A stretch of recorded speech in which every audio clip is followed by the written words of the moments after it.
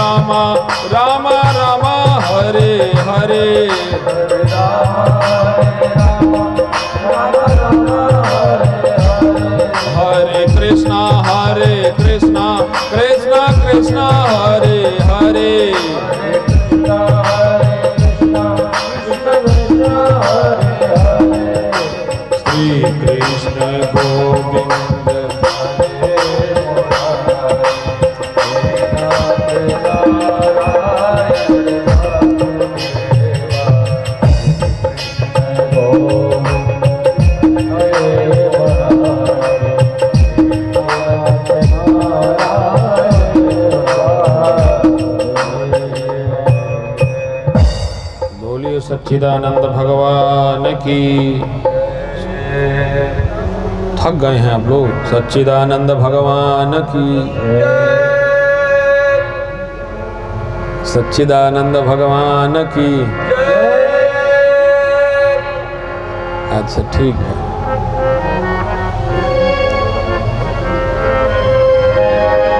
सच्चिदानंद भगवान की जय बोल रहे हैं। सत्य चित्त और आनंद श्रीमद् भागवत कथा चालू होती न तो पहला श्लोक यही है ना, सच्चिदानंद रूपाय विश्वोत्पत्त्यादि हेतवे तापत्रय विनाशाय श्री कृष्णाय। तो सत्य चित्त और आनंद की व्याख्या है। मानस में भी वही है, कर रहे हैं हम, भागवत सुना रहे हैं इसे आपको। सब व्याख्या हैं। सत्य क्या है? भगवान सत्य घन चित्त घन आनंद घन है। सत्य क्या है? सत हरि भजन जगत सब सपना। सत हरि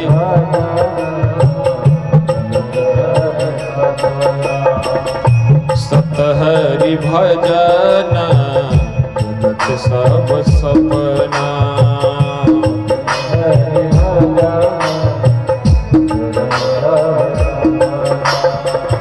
उमा कहाँ हूँ मैं, उमा कहाँ हूँ मैं, अनुभव अपना। सत हरि भजन जगत सब सत हरि भजन जगत सत्य के रूप में परमात्मा भजन में बसता है। अच्छा, चित्त के रूप में कहाँ बसता है? यह भजन जिसमें बसता है,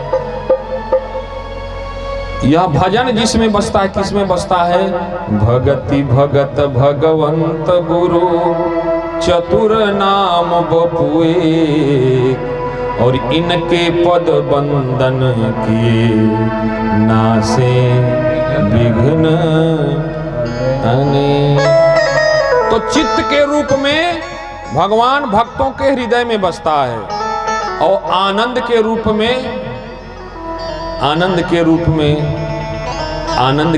में सत्संग में बसता है। क्योंकि यहाँ मलेच्छता नहीं आती, यहाँ कृपणता नहीं आती। तो जीवन में जिसके ये तीन चीजें हो, क्या?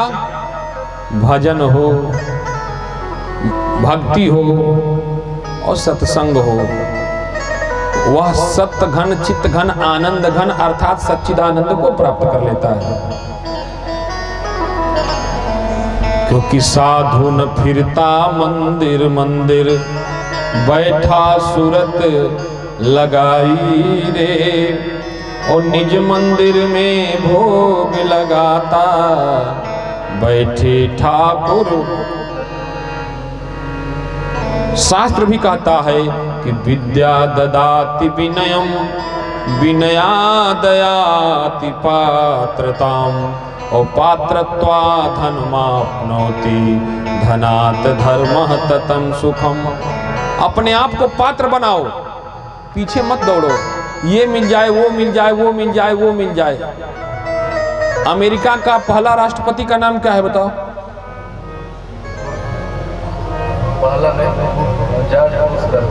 तो पहला राष्ट्रपति पूछ रहे हैं, अब्राहम लिंकन शायद। तो उससे किसी ने पूछा कि अगर हम आपको 30 मिनट का समय देते हैं किसी वृक्ष को काटना है तो क्या करेंगे? तो उसने कहा कि 25 मिनट नहीं 20 मिनट तो हम अपनी कुल्हाड़ी को धार धराएंगे। 30 मिनट किसी वृक्ष को काटने को दिया जाएगा तो क्या करेंगे? हम 20 मिनट केवल अपनी कुल्हाड़ी को धार धराएंगे और 10 मिनट में पेड़ काट के ढाई देंगे। अर्थात रियाज जितना कठिन होगा प्रस्तुति उतना सरल होगी। ये इतना आसानी से लोग बजा ले रहे हैं, इसके पीछे इनकी तपस्या है। किसी बाबा से किसी मुर्दे को तो जिंदा नहीं किया जा सकता, मुर्दा से तो बुलवा नहीं सकता। और यहाँ प्रमोद बाबा हैं, मुर्दे के खाल से चमड़े से बुलवा रहे हैं, वही बुलवा रहे हैं जो बुलवाना चाह रहे हैं। इनकी सिद्धि देखिए। तो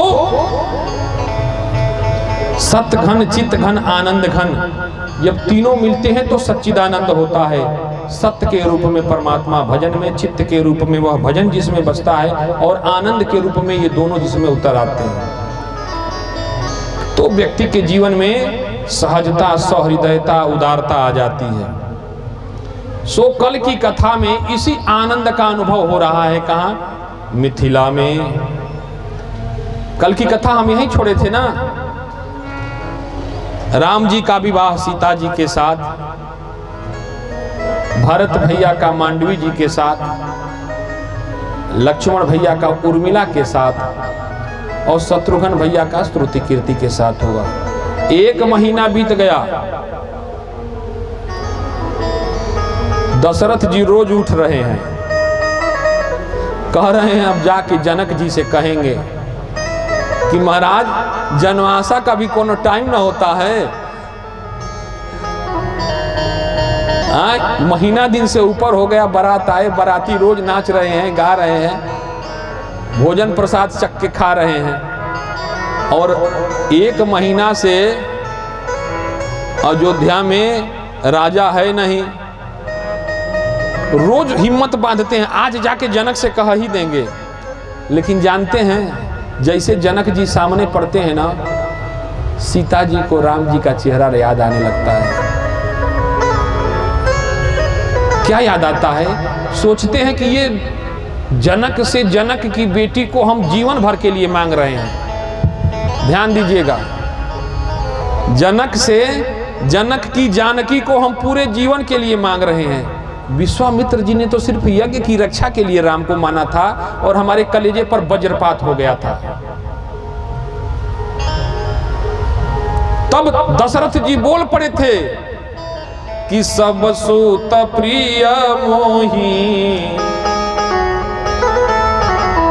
प्राण की नाई, सब सूत प्रिय मोही, प्राण की नाई, राम देत नहीं बन्यु गोसाई, राम देत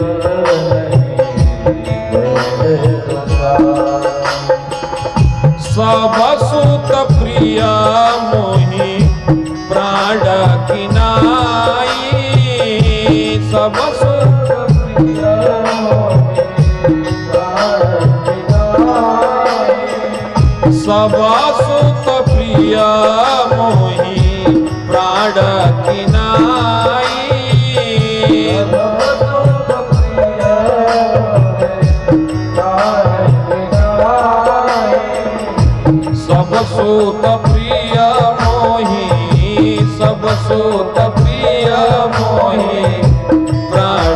गिनाई, राम देता नहीं बने गोसाई, राम देता नहीं राम।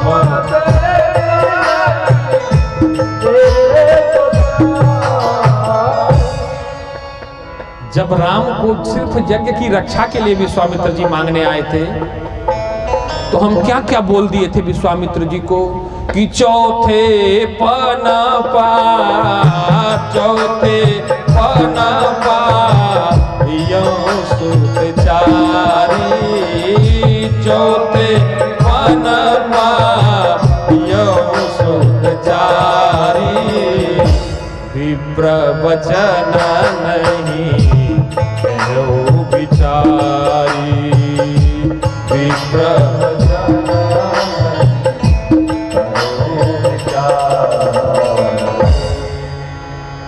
और आज जनक से तो हमेशा हमेशा के लिए हमको मांगना है सीता को। रोज हिम्मत बनाते हैं, आज तो कह ही देंगे, पर जब जनक के सामने आते हैं ना, कुछ बोल नहीं पाते दशरथ जी। आज 1.25 महीना हो गया, अयोध्या से पाती आई है, माताओं ने सिग्नेचर किया है, चिट्ठी लिख के दस्तखत किया है, ए जी आप तो अपने बेटों के साथ बहुओं के साथ मौज कर रहे हैं, क्या हमको अपनी बहुओं को देखने की इच्छा नहीं होती? हम नहीं चाहते हैं कि हम अपनी बहुओं को देखें। पूरी अयोध्या की महिलाएं औरतें जो हैं टकटकी लगा के देख रही हैं कि 1.25 महीने से ऊपर हो गए, बारात गए, अभी तक न बर आया न दुल्हन आई। सभी लोगों की आंखें तरस रही हैं। सो प्राणनाथ आप जल्दी से अनुमति लेकर के राम सीता को और बहुओं को लेकर के वापस आइए। आज दशरथ जी उदास से हैं, चिट्ठी आई है। कौशल्या जी ने कहा आप तो एक राजा हैं, आपको ये ज्ञान होना चाहिए कि किसी भी राजा को अपना राज्य छोड़ के राज्य से बहुत दिन तक दूर नहीं रहना चाहिए। क्यों? क्योंकि जिस राज्य में राजा नहीं होता है वहाँ और अराजकता छा जाती है। जिस खेत का किसान नहीं होता उस खेत में अनाज नहीं खरपतवार उगाता है। प्रभु आप विचार करिए, आप राजा हैं, आप चक्रवर्ती हैं, अब राज की नीति हम आपको क्या बताएं? सो हमारी चिट्ठी पर विचार करिएगा, इसे धृष्टता न मानते हुए स्वीकार कीजिएगा और बहुओं को लेकर शीघ्रातिशीघ्र अयोध्या लौटने का प्रयत्न कीजिएगा। आज चिट्ठी लिए हैं दशरथ जी और ले जाके गुरुदेव भगवान के चरणों में रख दिया है। वशिष्ठ जी और विश्वामित्र जी विचार कर रहे हैं, क्या कहें? जानते हो दशरथ, हमारे मन में भी विचार आता है, लेकिन जनक के आंखों की करुणा के सामने हमारे विचार बह जाते हैं।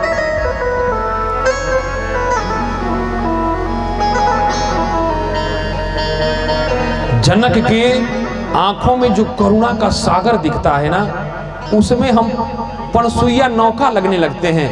हमारे ये विचार पनसुइया नौका की तरह लगने लगते हैं। लेकिन आज साहस जुटाया दशरथ जी ने, गुरुदेव भगवान से अर्जी लगाई, पावती ले जाके दिया और गुरुदेव भगवान ने जनक जी को बुलाया। जनक जी हाथ जोड़ के खड़े हुए, कहा गुरुदेव आज्ञा, क्या इस दास से कोई अपराध हो गया? क्या सेवा में कोई त्रुटि रह गई? क्या सत्कार में कोई कमी रह गई क्या? कहा नहीं मिथिलेश,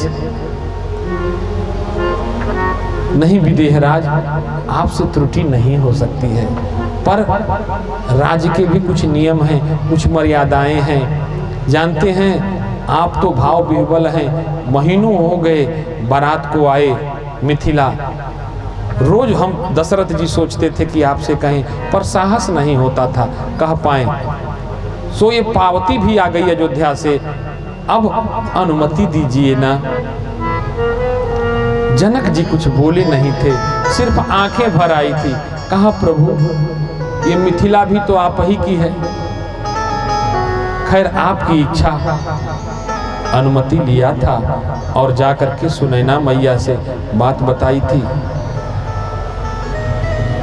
माता सीता जी को बुला के समझा रहे हैं और उसी बात को मैं जहां जहां कथा कहता हूं, हर जगह बच्चियों को कहता हूं। सुनैना जी ने जो समझाया गृहस्थी का सूत्र दिया है सीता जी को। कहा बेटी आज से मिथिला तुम्हारे लिए खत्म, आज से तुम मिथिला में कितना सुख भोगी थी ये भूल जाना, अयोध्या के दुख को ही सुख मान के स्वीकार करना। और हाँ बेटी, ससुराल में कभी मायके का वकील मत बनना, ससुराल में कभी भी मायके का वकील मत बनना, क्योंकि ससुराल में ससुराल के पक्ष से जिरह करने के लिए 10-10 वकील होते हैं और मुवक्किल बन के तुम एक अकेली रहोगी, कितने वकीलों को झेल पाओगी। इसलिए बेटी अगर तुम्हारे ससुराल में मायके की निंदा भी होती हो ना, तुम्हारे माता पिता की निंदा भी होती हो ना, मौन होके सहना। मैं हर कथाओं में ये कहता हूं, बेटियों से जब ससुराल जाओ ना सहो, कभी कुछ दिन सुनना पड़ेगा तुमको, अपने मायके की निंदा सुननी पड़ेगी, अपने तुम्हारी माँ ने ये किया, तुम्हारे पिता ने ये दहेज में नहीं दिया। जानती हो तुम जिद से क्रोध से मत जीतना, तुम मिथिलेश कुमारी हो, अपने प्रेम सौहार्द से जीतना, चित्त को जीतना। और 1 साल 2 साल बीतते बीतते वही बहू घर की मालकिन हो जाती है, अपने स्नेह से अपने सेवा से दूसरे के पुत्र को जीत लेती है, किसी दूसरे पुत्र के माता पिता को अपना बना लेती है। और वही सासू एक दिन कहती है ना, बहू आएगी उससे पूछ लेंगे तब ये काम होगा, हम कुछ नहीं जानते। भरोसा कमाना बहुत कठिन है, रुपया पैसा कमाया जा सकता है, लेकिन भरोसा टूट गया तो फिर कमाया नहीं जा सकता। सो इतनी बातें ध्यान रखना। आज पातिव्रत धर्म का ज्ञान उपदेश किया है सीता जी ने, जाने की तैयारी हुई, पालकियां सजी, जनवासे में बाजे बजने लगे, लेकिन जनक जी कहीं नहीं दिख रहे हैं। सभी लोग जोह रहे हैं, ढूंढ रहे हैं, जनक कहां गए, जनक नहीं दिख रहे। क्या आपने बेटी की विदाई करते समय किसी बाप को देखा है क्या? हमने तो नहीं देखा। मां तो रोती गाती चिल्लाती दिख भी जाती है, लेकिन हमको लगता है कि आज भी कोई जनक बेटी की विदाई का सामना नहीं कर पाता। आज भी जनक उसी स्थिति में है त्रेता में जहां जनक था। लोग ढूंढ रहे हैं मिथिलेश कहां गए, जनक जी कहां गए, घर के एक कोने में छिप के बैठे हुए हैं, कैसे सीता को जाते हम देखेंगे। और आज भी मैं जब देखता हूं ना, बिटिया की विदाई के समय माँ को, भाई को, संबंधियों को तो जरूर देखता हूं, लेकिन बेटी के बाप को नहीं देखता हूं। तब मुझे लगता है कि ये कमजोर है, सिर्फ कठोर होने का दिखावा कर रहा था। जनक जी नहीं आए थे, दशरथ जी को प्रणाम किया था, गुरु वशिष्ठ का आशीर्वाद लिया था, विश्वामित्र जी का आशीर्वाद लिया था, सुनैना जी से कह दिया था सीता को डोली में बैठा देना।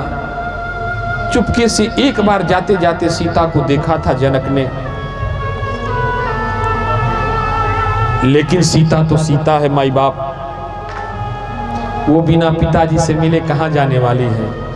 आज पिताजी को ढूंढते हुए सीता जी पहुंची ही तो गई, और इधर जनक जी की स्थिति इतनी बिगड़ गई, अधीर हो गए, आंखें छलछला उठी। जिन आंसुओं को जनक छुपा के रख रहे थे, सीता को देख के वो आंसू मानो सीता के चरणों को पखारने के लिए, चरणामृत पान करने के लिए आंखों से छलक आए। तुलसीदास जी को लिखना पड़ा कि सिया बिलोकी,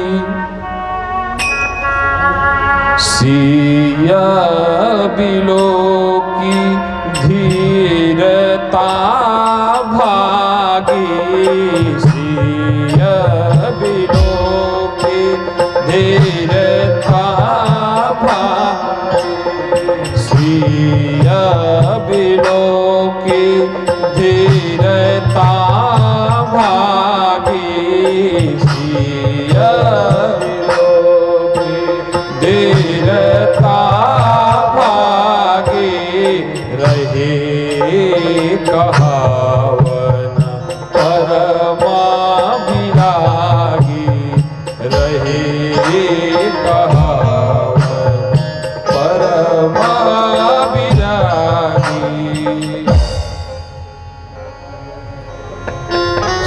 बिलो की धीरता भागी। आज जनक जी का धैर्य जवाब दे गया। वैदेही कहे जाते हैं, देह भाव से ऊपर हैं, लेकिन बिटिया सामने आई तो सिय बिलो की धीरता भागी, सिय बिलो की धीरता भागी, रहे कहावन श्यामा विरागी, रहे कहावन परमा विरागी। क्या किया जनक जी ने? तो लीन्ही राय उरलाई जाने की, लीन्ही राय उरलाई जाने की। बच्चों की भांति सीता जी से लिपट के रोने लगे जनक जी। लीन्ही राय उरलाई जाने की, लीन्ही राय उरलाई जाने की, मिटी महा मर्यादा ज्ञाने की, मिटी महा मर्यादा ज्ञाने की। ज्ञान की मर्यादा बह गई आंसुओं में। जनक जी के पालकी में बिठाया गया। वर और दुल्हन पालकी में सवार हुए। खूब सारा उपहार दिया, दास दासियां, घोड़े, हाथी सब दिए। कहीं छेपक की कथाओं में मैंने पढ़ा है, जब बारात वापस लौटी है अयोध्या से, तो जनक जी ने उपहार में बहुत सारे दास दासियां, घोड़े, हाथी उपहार में दिए थे दशरथ जी के यहाँ। लेकिन शायद कुछ दिन बाद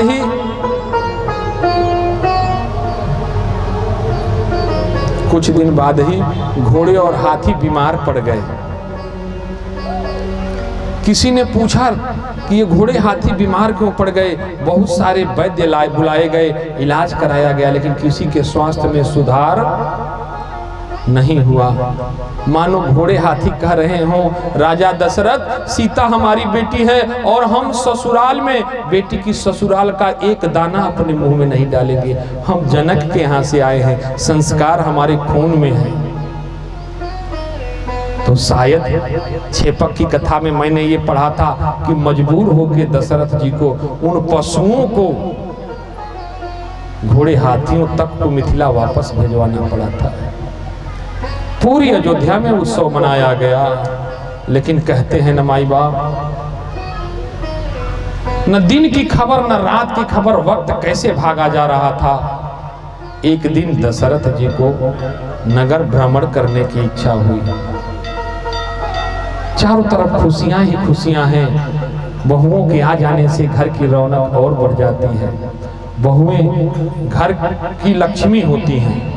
अच्छा, आप उस घर में भी जाइएगा जहां महिलाएं नहीं होती हैं, उनको भी देखिएगा, और उन घरों में भी जाके देखिएगा जहां औरतें होती हैं। जिस घर में महिलाएं नहीं होती हैं, उस घर की दीवारें तक रोती हैं। हमने महसूस किया है इस बात को। कहीं दीवालों से झोल झांक रहा होता है, कहीं छिपकली झांक रही होती है, मानो वो कह रही हो कि देखो इस घर की लक्ष्मी चली गई है, अब तो हम ही लोग डेरा डाल के बैठे हैं।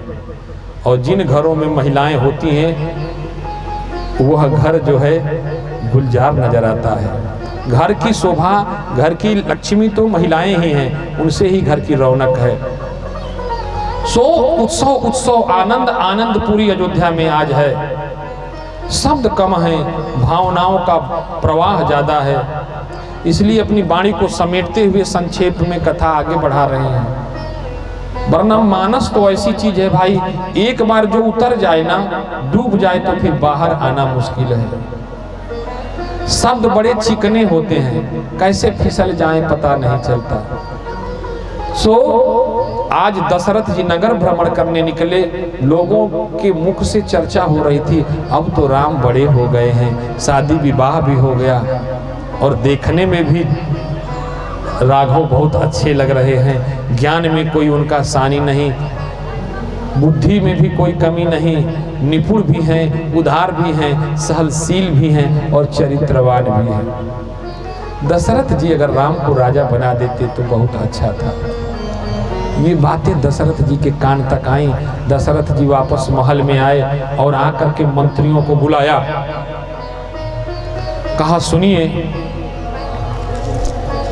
हमारे मन में एक विचार आया है, क्यों न राम अब हमारा बड़ा हो गया है, राज्य कार्य का निपुण है, उदार भी है, चरित्रवान भी है, माता पिता के चरणों में अनुराग भी रखने वाला है, तो क्यों न उसको राजा बना दिया जाए। ऐसा मैं नहीं, प्रजा कह रही है, तो राजा को प्रजा के अनुकूल होना चाहिए।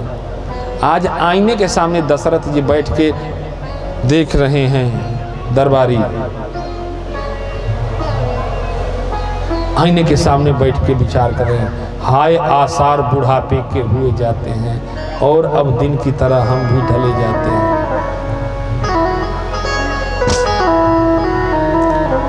चेहरे की झुर्रियां, ये बाल मटमैले हो गए हैं।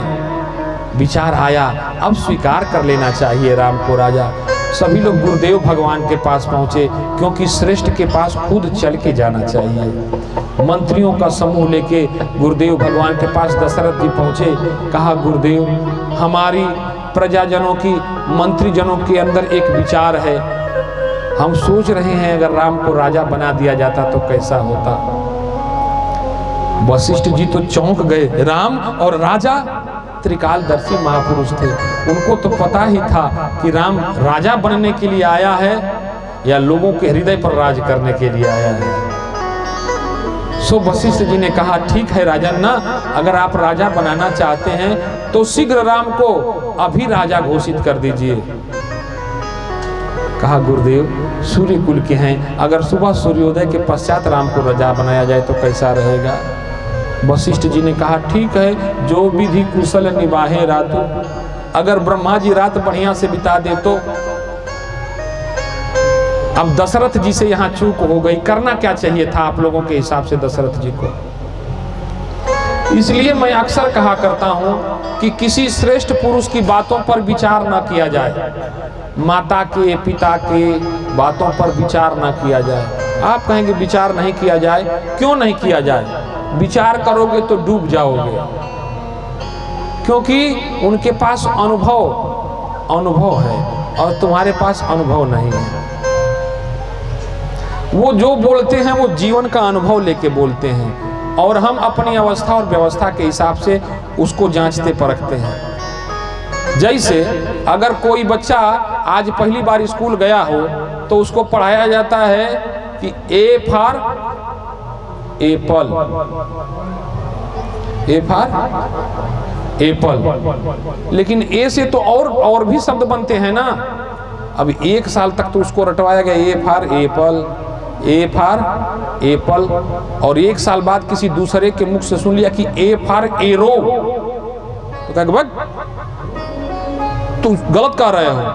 कहा नहीं सर जी ने हमको पढ़ाया था ए फॉर एप्पल होता है, और दूसरा बच्चा का ना ए फॉर एरो होता है। अब दोनों लड़ते हुए मास्टर साहब के पास पहुंचे तो कहा